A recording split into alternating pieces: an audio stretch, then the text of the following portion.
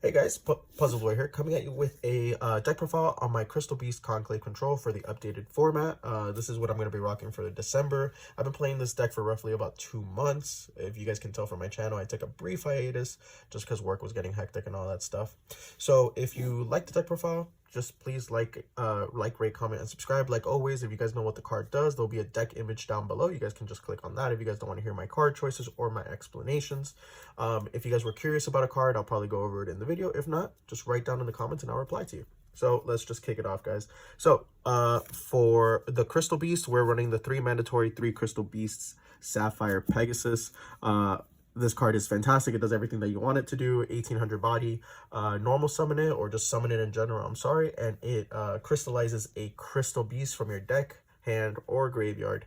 And obviously when it gets destroyed, it goes into the graveyard, not into the graveyard, into the spell and trap card itself. As long as the effect isn't negated, which we'll go over that now. The rest of the Crystal Beasts, I'm running 3 Crystal Beast Rainbow Dragon. He's a big boy, 3K beater. He is a lot of your OTK potential, obviously, because he's 3K. So the card is basically, once this card is face up in the spell and trap card zone, you can banish it as cost. Special summon out a level 4 or lower Crystal Beast. Well, is it special summon out a Crystal Beast, a level 4 or lower Crystal Beast, and then search out a Rainbow Dragon from your deck to your hand. I do not run Cobalt Eagle, so I only, or Topaz Tiger, so I only really special summon out Sapphire Pegasus. The main reason for that is that I was running 2 Crystal Beast Rainbow Dragon and 1 Cobalt Eagle, like a lot of lists have been running recently, but I ended up just sticking with 3 Rainbow Dragon. This card is fantastic. Like I said, I just like the fact that I can just surprise OTK with everyone, and I found myself lacking because if I was only playing 2 of the Rainbow Dragon, I would banish 1 for the effect to add Rainbow Dragon to my hand, special summon out the other Crystal Beast, and then I just had only 1 to play with, and I found myself really missing that like second Rainbow Dragon to go and push for game. So yeah, I am running 3 Rainbow Dragon, no they're level 4. For the last Crystal Beast monster, I'm running, of course, the 1 Ruby Carbuncle. This is essential for your OTK. You special summon it from anywhere. As long as it's special summoned, you can special summon as many Crystal Beasts from your spell and trap card zone. If there's time in the video, I'll go over a quick OTK line, or I can just do another video for that. So just let me know in the comment section if you guys are interested in that. And for the other brick, the 1 Rainbow Dragon, this is a necessary evil. You do need to run the Rainbow Dragon because you banish this and then you search Rainbow Dragon, and this just activates your awakening, your spells. For the rest of the monsters, that's it for the technically the Crystal Beast. For the rest, they're just disruption cards. Obviously, the God card of the format, 3-dimensional shifter, 3-dimension shifter. This card is fantastic. I cannot tell you how many times people have just scooped because of this card. So yeah, that's pretty good. I forgot to say that I think I said it. I took this to my locals last Saturday, I'm sorry, and I top 4'd. So it's really good with the deck. As long as it has a good pilot, you can make it work, obviously. And the deck is just really consistent. Like, it's crazy how consistent it is. For the next hand trap, a lot of people run Ash. I found myself not liking Ash because I wanted something more impactful, so then I played with Bell. But then I also found people playing around Bell, not even playing around Bell, but playing through Bell. Like, a lot of decks nowadays can just play around an Ash, or it can play around a Bell. So I ended up just wanting a really high impact card, so I ended up going 3 Nibiru, and wow, this card did work. I cannot tell you how many times I was playing and my opponent literally was like, game 1 would be like, you seriously main Nibiru in main? And he would just scoop and we'll go to game 2.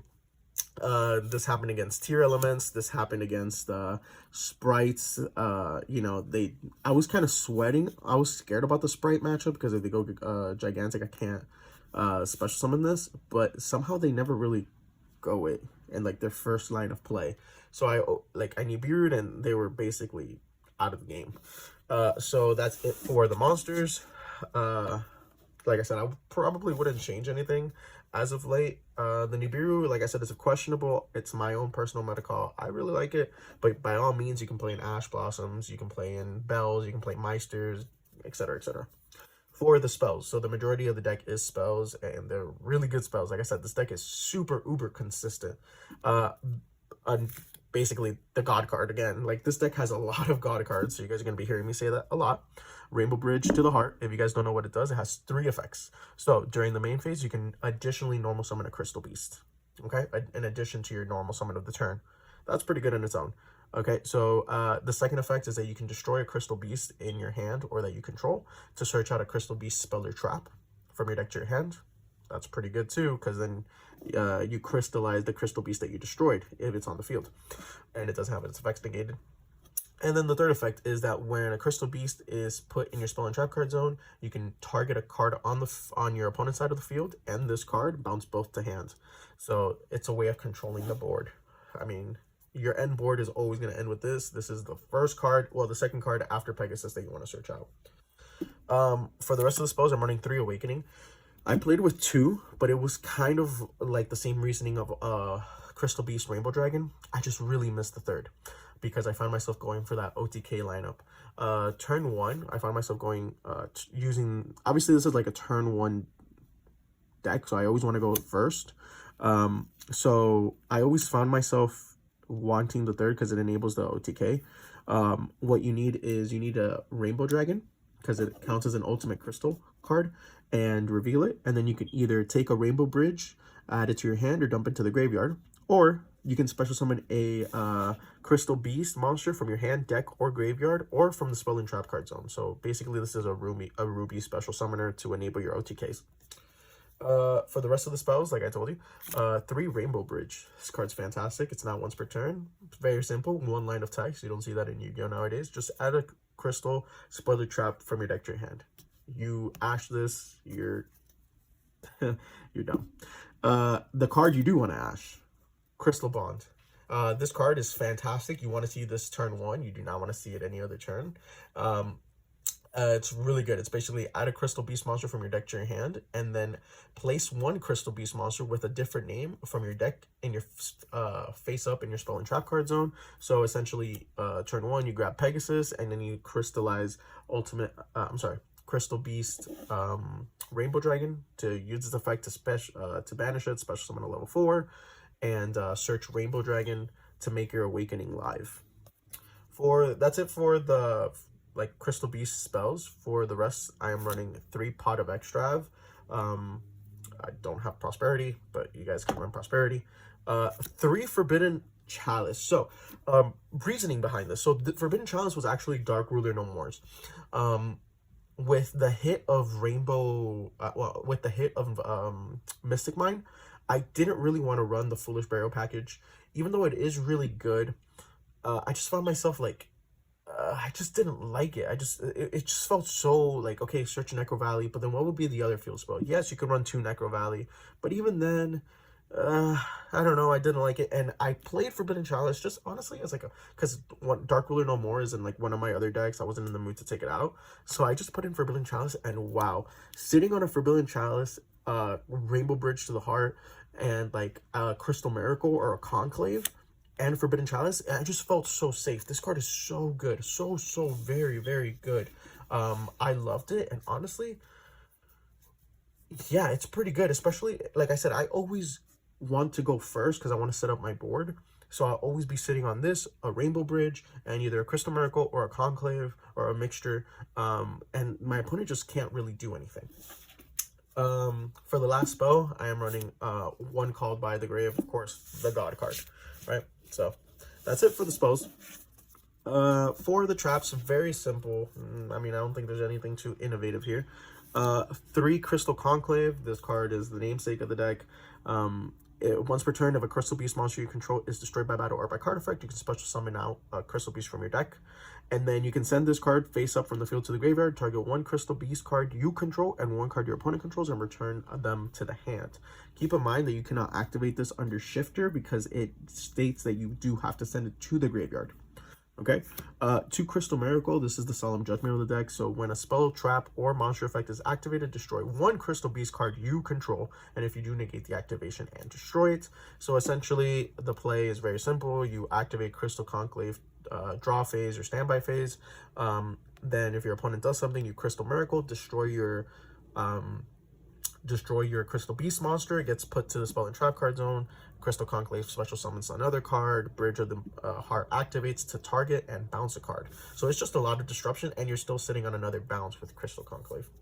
And for the last of the traps, I am just running 3 Imperm. So this Imperm, I was thinking about, like I said, since I like turn 1, like I like going first, I was thinking about putting another card, like maybe Summon Limit is really good because it hinders a lot of the meta, or even There Can Be Only One. The thing is with There Can Be Only One, I feel like I would be forced to put Cobalt Eagle, because Cobalt Eagle is a wing beast and it doesn't conflict with the Rainbow Dragon special. But that's kind of still up to testing. More likely, I'll probably change this to Summon Limit, because I feel like Summon Limit is just really good. So that's it for the deck, 40 card flat. For the extra deck, doesn't really matter. You're only really ever going to 6 cards. Abyss Dweller, obviously, right? This card is really good as you know your matchup. If you don't know your matchup, 3 number 41's Babushka. I mean, these are honorary Crystal Beast cards. The rest of the cards, kind of funny, because I OTK a lot. Like, OTKing is like my favorite thing to do in this deck. So if I never make it there, Gaga Cowboy, just for that additional burn, it's so good. I run 3. Like I said, the extra deck doesn't really matter as long as you have a Abyss Dweller and a Babushka. Doesn't really matter. 1 Time Thief Redoer, 1 Lightning Chidori, 1 number 60, the Timeless, 1 Divine Arsenal, and then 1 Unicorn and 1 Nightmare. That is it for the extra deck. For the side deck, it's obviously like a work of progress. I don't even think it's full, but hey, it did work for me. 1 Pank. I mean, it's kind of like a mandatory side deck card in my opinion.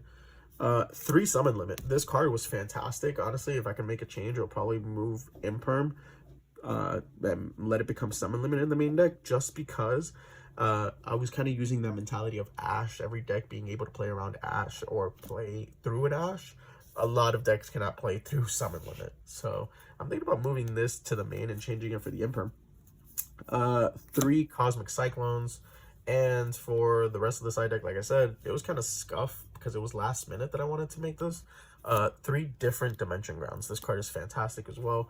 If you know that you're going against tier or something, you can set it in game 3 or something if you lose game 2. This is just really good against most decks. And yeah, guys, that's it for the deck profile. If you guys have any questions, please leave a comment down below. And if you guys enjoyed, please like, rate, comment, and subscribe. See you guys next time.